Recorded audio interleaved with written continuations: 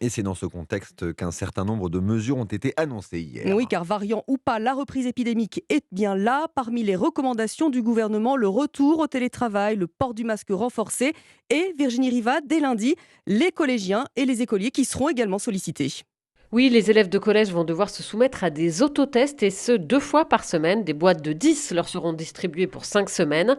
Des tests qui ne seront toutefois pas obligatoires. Alors pourquoi les sixièmes? Parce que souvent, ils n'ont pas atteint l'âge de 12 ans et donc ne sont pas encore vaccinés. Au primaire, là, en revanche, les tests seront obligatoires dès l'apparition d'un premier cas de Covid et pour toute la classe. La classe pourra fermer le temps que tout le monde ait fait le test, soit à l'école, lorsque le labo peut se déplacer pour faire les prélèvements salivaires, soit en ville, et là ce sont les parents qui devront aller à la pharmacie ou dans un laboratoire. Là encore, ces tests seront gratuits, seuls les enfants malades devront rester chez eux, la classe ne fermera pas pour les autres, et pour revenir, il sera obligatoire de présenter un test négatif réalisé au bout de 10 jours.